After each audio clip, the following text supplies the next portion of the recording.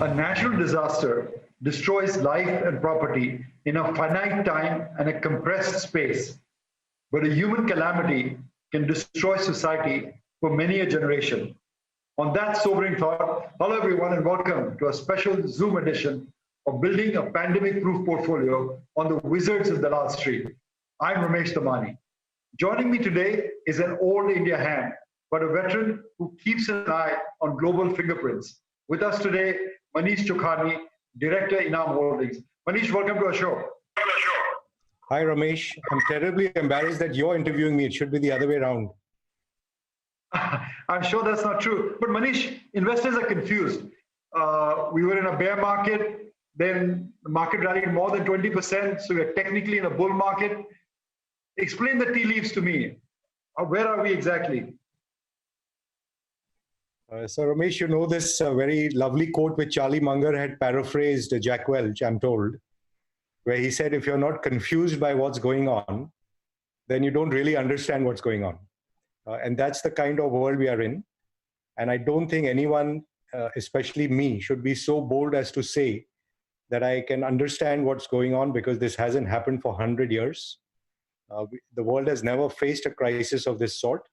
And while we read things and we have heard about the Great Depression of 1929, and I lived through the Great Crash of 1987 also, where it fell quite vertically, I think what is going on now is so unprecedented because fundamentally, while the factories are all there and the farmlands are all there and the people are all there and nothing has been destroyed, it's been like a war.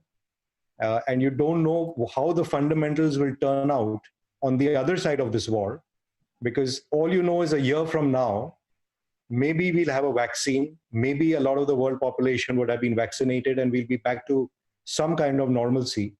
But what happens in this intervening 12-month period and how balance sheets are demolished of governments, of corporations, and of individuals will determine how we come out and how we start pricing the future, which will then emerge from this inevitably. So in the context of markets, of course, it's normal when a market falls, you get the first big fall, and I've seen even CNBC, put out data which shows that you fall typically by a third, then you bounce up by 20%, then you maybe fall back by a third, and then until you find your feet and the fundamentals kind of make things look apparently cheap, then you can think of starting a new cycle. But it's really a bit too early in this to call this already the bottom of the market or the cycle's over or a new bull market has started.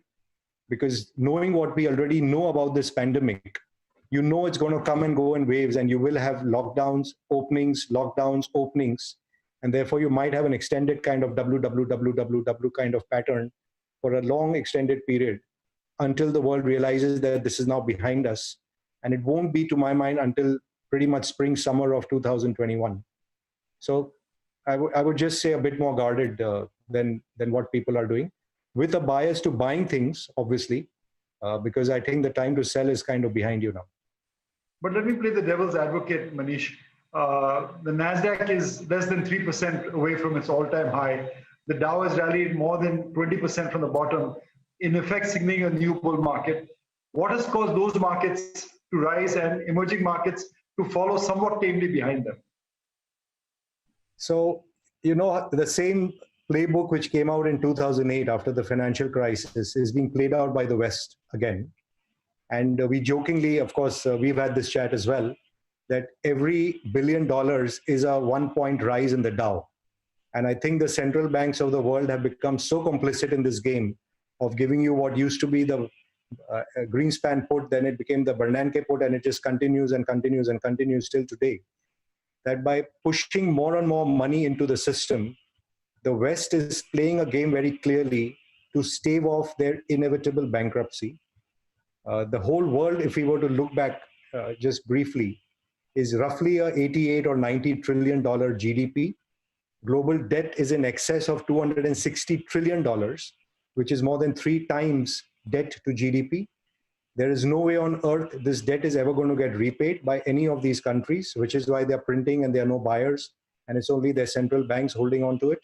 And that money, therefore, does not go into the real world, and it ends up sloshing around in financial markets, where if you again strip down this Dow and NASDAQ phenomena of the last 10 years, of the 20 odd trillion dollars of US market cap, 5 trillion came from real new kind of FANG type companies, which generated tremendous new innovation and created kind of a new metaphor for the world. But a $5 trillion buyback program over the last 5-6 years is what has saved the old economy companies and kept those stock prices afloat. So if you would have taken this out and this punch bowl of free money from the West had not been there, it would have been the most severe bear market of all times. And by repeating this same trick over and over and over again, it's going to be a bit like the pirate plank curve, where when you walk off the ship on a plank blindfolded, you think you're on a proper, surface beneath you because there is wood underneath you, and it's there until it's not there, and you splash down into the sea. And I do think the world and the US, Europe, Japan, all being in theory completely bankrupt and also morally bankrupt are the rating agencies of the world, who are not calling the emperor naked, who are refusing to remove their sovereign ratings from investment grade. And they keep, in a sense, trying to put down countries like India, who have been generally fiscally responsible, monetary policy has been responsible, and yet we trade at close to one rung above junk bond, whereas Portugal, Italy, Spain, and the others, including Japan, get the benefit of indulgence, if I could call it that, from the rating markets and the bond markets. I think that story is going to change very, very swiftly in the coming 12 months.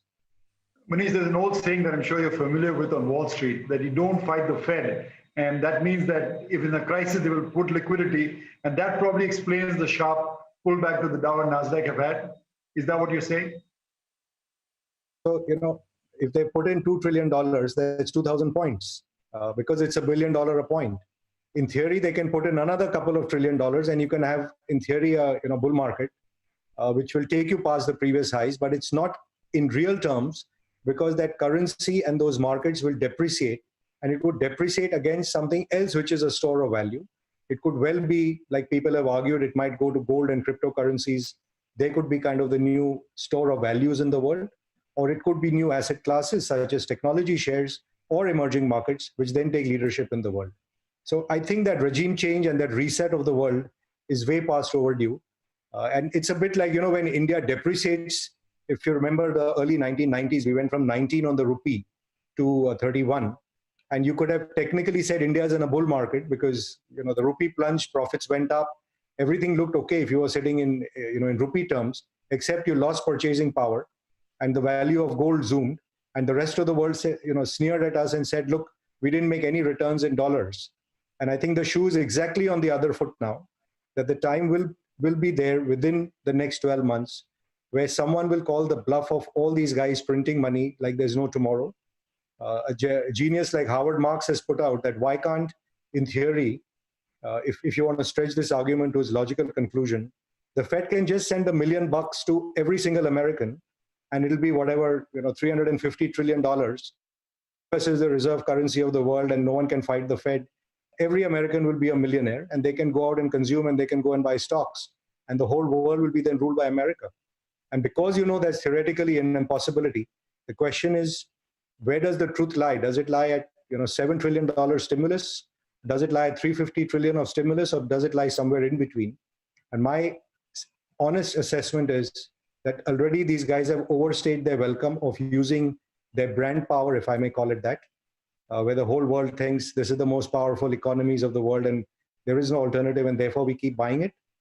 But you and I both know when things get stretched to an extreme, like it happened in the tech bubble or it happened in the consumer sector bubble, leadership dramatically turns and it changes. And you're left holding the can because you don't know what happened when things fall by 66% from there. So I think it's a global reset coming and we should be prepared for that and not get really fooled by all this funny money which is sloshing around. I know, Manish, those are called Minsky moments, till things work, till they don't work. And you're saying we perhaps are heading to that position. But let me pull you back to some person, to a country that you said is being fiscally responsible, India. Now, interest rates in the world are at 5,000-year lows. I mean, they haven't been lowered since biblical times. Oil is at 2-generation lows. And India's rival for power in the world, China, is no longer the friend of the world. Isn't this a good time then for India? And Are the markets reflecting that perhaps? Yeah, so it's my sense now that the way India plays this game in the next 3 months is going to be critical to deciding whether we emerge as a perpetually emerging market country which keeps talking about purchasing power parity, or we really get into the big boy league and play the game the way these 5 countries which are ahead of us have played. And if you think of it, the rules of the game changed in 2008, and India missed the trick of what was going on in the world. And for the last 12 years, we have suffered the consequences of that. And the trick the world played was briefly as follows. They knew they could not renege on their debt and they had to repay it. The only way out for them was therefore to inflate themselves out of trouble by printing money. And in doing so, what they did is let's repress all the savers of the world, which includes people like India, and keep the currencies pegged to each other as strong as possible. So if you look back over the last 12 years, the euro, the dollar, the yen, the British pound, and even the Chinese yuan, because the Chinese realized what game was afoot, they all pretty much stayed pegged in a narrow band to each other. And their interest rates were pretty much close to 0, 1% or thereabouts, which gave enormous purchasing power to their economies. And because no one else was blinking over here, they effectively repress the savers in their countries as well as in countries like ours, because we chose the kind of 1960s textbook theory of saying however we calculate real effective exchange rates, we depreciated from 40 to the dollar to 76, which is effectively a 90% devaluation of the rupee. And yet we haven't had any great jump in our export share in the world at a time when the Chinese actually tripled. And you'll recall till the end of 2016, it was actually Germany with the strongest currency in the world, who was the largest exporter in the world. And it only got toppled by China in 2017, again, with a currency which was pegged to the dollar. However, having said that, and why I think this regime changes now, is because, like you rightly said, the G7 are now ganging up against China. There is an emotional outcry against China for what they have done to the world by unleashing this horrific virus. Already the noises that President Trump made and signaled the end of WHO funding, the noises which have come out of France, which have come out of Germany, which have come out of UK, which have actually also been mirrored by the smaller country of Australia, suggests there is a new kind of Cold War, a new World War III in some sense emerging. And in that, if we play our cards right, we become a natural beneficiary of these broken global supply chains to attract a lot of that supply chain here. Number two, if you become the darling and show that there is growth potential in this market, and we have the ability to play the game of strong currency, weak interest rates, to allow, one, our consumers to get little more purchasing power, and B, to allow our industry to get a lot more competitive, and three, if we work with governments to completely ease the ease of doing business in India from this rank of whatever, 50, 60, wherever we are. If we aspire to becoming the top 3, the ranking of ease of doing business has to be top 3. It cannot be languishing at 50 and 60, even though it's progress. And the stability of our laws and our taxation and the way we enforce, all of these have to come together like we did in 1991, where the period of crisis was turned into magnificent opportunity and created a glorious bull market and a glorious economy for India. I think that time is here. And therefore, in some sense, the market is hoping rather than smelling that and still staying a bit optimistic. Manish, is this what they say about second marriage, the triumph of hope over reality? I mean, do you really think that this crisis will force India to change in so many ways that we will become the supply chain alternative, we will privatize our PSUs, we'll actually do administrative and bureaucratic reforms that will help the Indian economy grow? Do you actually expect all these good things to come out of this crisis? So the thing with India is we only reform when there is a public outcry, because someone said it very well that leaders are not really leaders, they are followers in a democracy. And when the pain becomes so high as it is indeed now, and I think it will get a lot more horrific when we realize the mass layoffs which lie ahead of us, because by not having this rapid response as we should have had already by now, we've had the RBI response, we still haven't had it from the government. But if this response does not come, please remember most companies that you and I talk to are already slashing salaries, are already trying to lay off people, have already gone into capex freeze mode. They're already slimming their fixed costs down. all of which points to a complete depression and deflation in India. And when that pain manifests itself, the response that will be required will have to be completely unorthodox and completely different from what we've tried for the last 12 years, because otherwise that will kind of fulfill the definition of insanity of doing the same thing which has not been producing results so far. To make the same point, if you recall from 2000 to 2010, which largely benefited from the Vajpayee years, and the NDA won a kind of glorious bull market, which coincided with the world reflating itself, almost all our parameters of consumption and exports showed dramatic improvement. If you think of consumption, and I split it into buying a home for $100,000, buying a car for $10,000, and buying a consumer durable for $1,000, in that decade, almost every consumption item went 3 times to 4 times. And given that our income slope should have been curving upwards, the expectation all of us had at the beginning of this decade was that the great Indian consumption boom is coming, and we will end this decade with almost 4 to 6 times growth in most consumer categories. And indeed, if you look back at the bull market, which happened in this decade, it was in consumer finance, it was in, for instance, in retail, DMart, Amazon, all of the ilk which came in. It was in names like Eicher Motors, Page Industries. It was in retail-facing banks. It was in the financialization and the mutual fund industry emerging. And if we ended the decade with all these stocks looking horribly expensive, because contrary to an expectation of 4 times to 6 times growth, almost without exception, none of these categories have doubled in the last 10 years at best. And therefore, the pain is now so severe that the government balance sheet is in bad shape, corporate India balance sheet and profits are at bad shape, and the Indian consumer debt, which used to be very low, is approaching 20% of GDP. So unless there's a big, big revival of the profit cycle, there is no equity left in India. And everyone from the government to our largest corporations like Reliance are looking to raise equity from overseas, and that will not be the acceptable solution in India. You will have to get this profit share back in a massive way by allowing, like I said, supernormal profits to come with A, keeping rates low and repressing the savers for some time, B, keeping the currency high because you have this $500 billion of reserves sitting there waiting to be used. And it's surprising to me that in this scenario, when oil has fallen, current account is great, why on earth has the Indian rupee depreciated or been allowed to depreciate with a minor outflow of $20 billion? So this is really the policy changes, which I think, and I'm very hopeful, that circumstances and the public will force our society and our governments to make. You put that in a formula, Manish, in a presentation you gave. You said plus 10, minus 13, referring to the fiscal deficit that India faces. What is your sense that you feel that's untenable, of course, but don't you think at this point we have to also go like the West and play T20 cricket?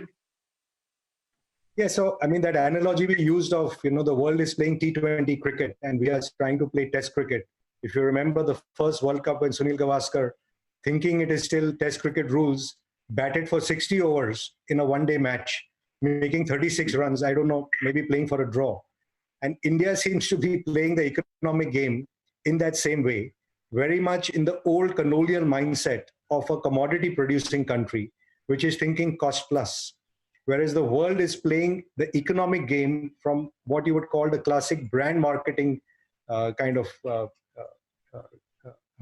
approach, where because their perception is of great military power, their perception is of unlimited financial and technological prowess, they are getting away with selling you their currency and their way of thinking without you responding in an appropriate and effective manner, the way China took on the West in the last 10 years and zoomed past India from being literally the same size as us 20 years ago to now being 6 times our size, was because they understood. We are running out of time. So let me just get one more question in there because I want your thoughts on that.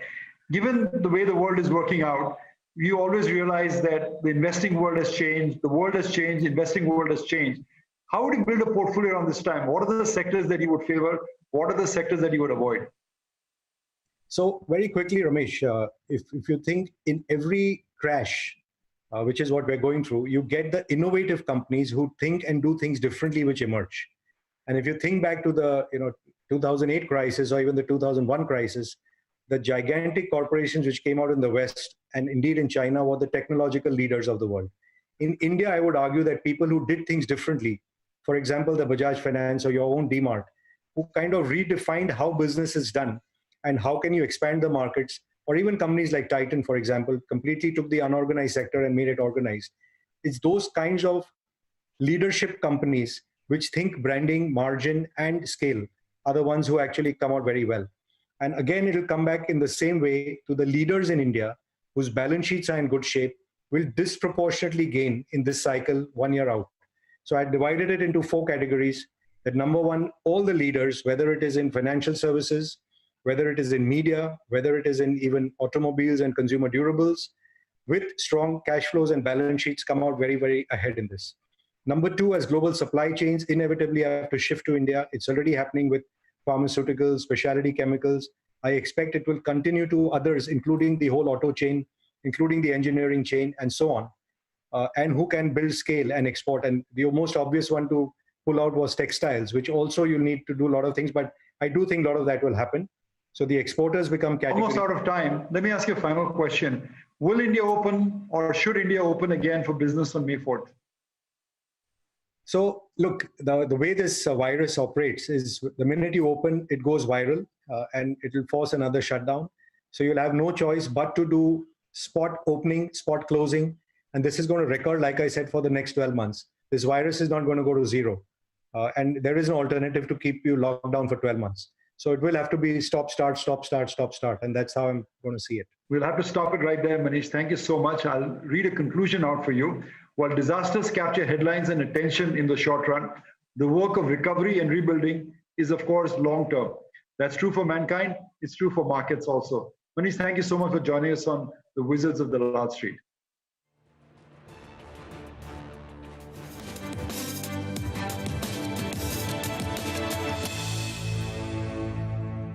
जिसको पीते ही ऐसा लगता है जैसे